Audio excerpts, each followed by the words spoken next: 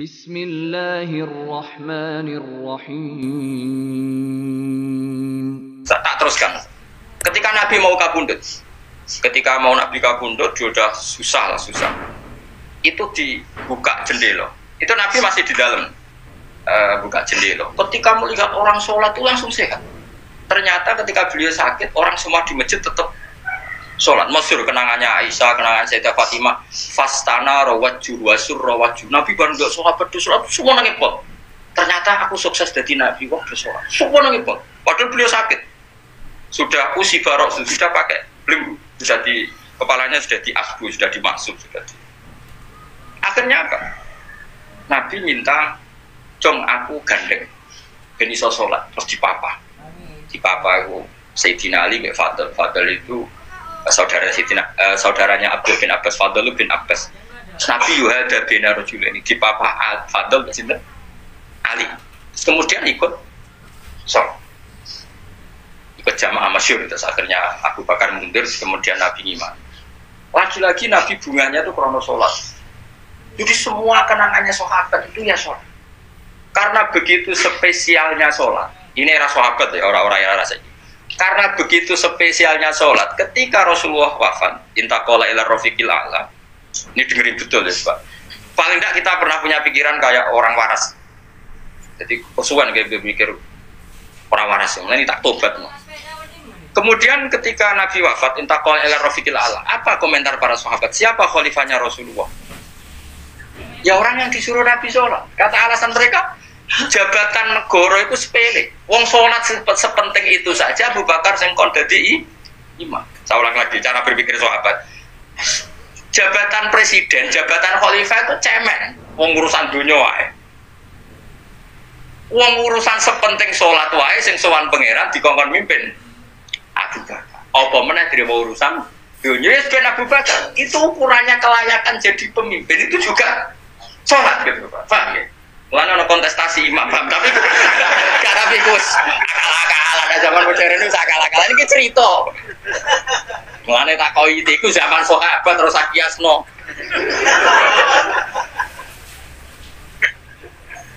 Tapi zaman pernah dengar toh, ketika sahabat milih Abu Bakar alasannya apa? Karena Abu Bakar ditunjuk ngimami sholat. Terus pikiran mereka sholat sepenting itu saja oleh Rasulullah diridakno. Dipimpin Abu Bakar, dia sudah khalifah Abu Bakar. Kayak apa urgensinya sholat sampai semuanya rujukan. Terus Nabi juga ngendikan, "Somben jong kowe nak ning mahsyar iku amaliyane ora pati dihisab. Pertama dihisab iku sholat, terus sholat Allah liyane lagi-lagi sholat yang dipuji."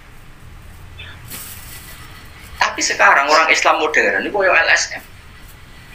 Jadi pikirannya itu gimana supaya orang kaum marginal itu sing di ora roh.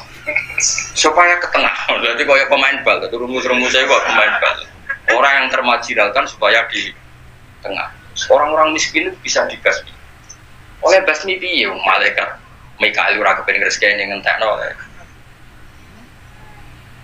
Jadi wis gak pikir sampai wong melarat ora salat luwih dibela timbang wong mapan salat. Mergo wong mapan salat jenenge berjuwis. Nak wong ora salat tapi melarat, iku kaum pinggiran. LSM serengane bela kaum pinggiran. Padahal iso wae Allah ngukum wong ora salat rezekine angel. Sing sering salat diparingi barokah urip rezekine jembar. Tapi sebagian wong-wong LSM ya ora kabeh tapi kakean sing ngene iki, paham ya. Sing salat mapan nggo mobil dianggap berjuwis, anti sosial. Sing ora salat terus Allah ngukum melarat, tetep dibela-bela mergo napa marji. Lan kejugeman melok ngono niku iku wong Islam. Kejugeman iso wae dekne melarat mergo uripe boros. Dhe dhuwit sithik dienggo narkoba, sithik nggo bokeng wong wedok, terus melarat. Bareng melarat berhubung melarat tetep mbok bela mati-matian. Tapi tak takoki pangeran itu piye? Aku tak hukum malah mbok bela gitu piye. Lah saiki akeh ora percaya takok aku. Sapa wae wong paling melarat ning donya terus takok ya asal usule. Kira-kira mergo apa sing dolim apa masalah ngene? Wong merantau sing ning dalan-dalan rata-rata ya ana mutunge. Melarat ning desa isin, tukaran mbek Pak Dep ali terus mutung anti silatur rahim minggat. Minggat sementing rawuh dulur. Loh, padahal ngendikane Kanjeng Nabi, paling cepet dadekno sumpeke rezeki adalah kotur. Wong lunane wae niate ngadu itu lho. Iku jenenge apa kotur? Terus dihukum mbek pangeran merantau kangelan. Tapi saya tidak nuduh semua orang seperti itu. Tapi aku yakin nggak mungkin seperti ini tanpa sebab. Terus bila-bila nih. Mereka kowe mau dikoidah marginal mbek berjuis, apa? Marginal. Kalau pikiran ini terus, nanti kita kayak zaman PKI kan. Saya itu punya kenalan gus-gus banyak di Kediri, di Madiun, di mana-mana. Itu dulu PKI Madiun, PKI Kediri, PKI mana-mana di daerah sana itu. Mangkel kiai, jadi kiai udah koyok bos berjuis. Santri yang kerja, ngurumat apa kebon. Kiai ini ada ngotong-ngotong ngomah untuk setoran. Jadi nganggep kiai koyok ketua geng. Mereka kiai ini ngomah ngomong mulang. Enggak santri ini ngurusi kelapane, ngurusi panenane terus disetor. Nggak mungkin antara kiai ketua geng. Terus dia gue bilang kamu melarat, aku melarat itu bukannya lah. Akhirnya gerakan sama rata sama. Itu korban pertama PK. Mereka dia ora roh ibadah, jadi wong sing diparingi jebar kayak pulau ini kan mulang. Terus rukin salam template, jaga ketua preman terus setoran ngono. Yo mati yo, jadi wong bingung kabeh diprovokasi ngono iku yo. Akhirnya pertama yang dilibas PKI yo kiai, perkarane provokasine ngono. Oke, agak ada kiai aku, anak kiai putune kiai itu terus cerita. Padahal kiai itu makan mergo barokah wa mattaqillah insyaallahu makhraja. Mesti ora ono wong takwa ora diurusi pangeran. Kulo niku yo ora pati pinter pergawe tapi yo kerumat ya pangeran. Umum yang kaji kulo yo kaji. Umum yang payu rapi yo rapi. Cara aku butuh wayu untuk akeh kan cuma yo. Pokoke gampang kabeh cara film cuma iki kan jogo toleransi. Sampai wong ora payu-payu itu. Saya itu pernah ngisi seminar di Madura, di Bata-Bata di sana. Pondok paling besar di Madura namanya, termasuk pondok paling besar itu Bata-Bata sama Gus Yofur. Itu cerita gini, Gus kalau di sini orang alim, oh kalau ingin nikah gampang, dikasihkan, masih dikasih uang sama calon mertua. Kalau Anda ingin, nanti pulang bisa bawa langsung. Ini Madura, negara Islam. Ya pemandunya itu bilang gitu. Waduh. Aku ngaku kesuwen dari kiai Jawa Tengah. Kesuwen ra tau roh ngono-ngono iku. Jadi saya kaget tuh. Masa gitu ya? Itu ada benderanya lagi. Pengiringnya lagi. Tanya, apa betul gitu? Oh, iya betul. Betul sekali. Wah. Padahal kecerdasan Madura itu yang paling bisa ngalahkan kecerdasan Pak Habibie guyonannya. Karena kalau guyonannya Pak Habibie itu tanya, coba ukur ketinggian tiang itu, tiang bendera. Oleh orang Madura dinaikin.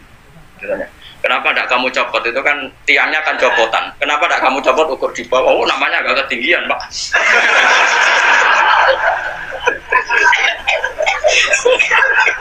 Makanya guyonannya, ya itu guyonan. Habibie itu belum pernah debat kalah kecuali ngadu dorong.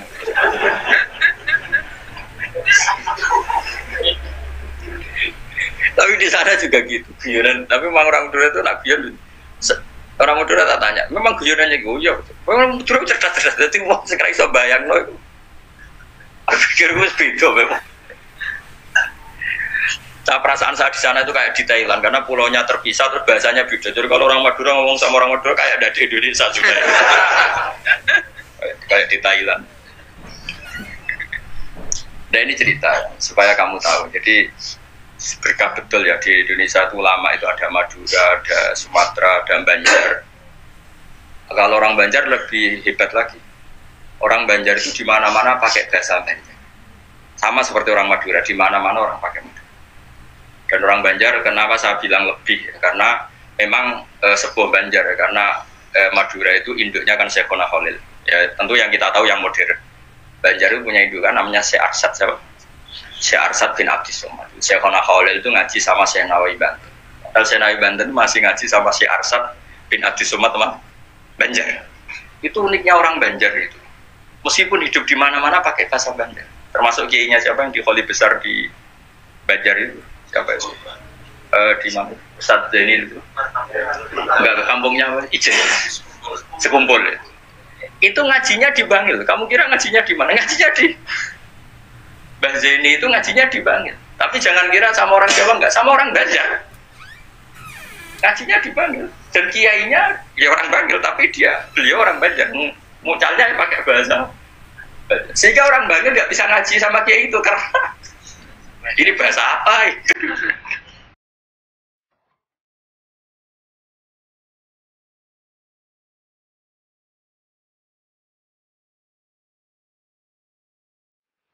الحمد لله رب العالمين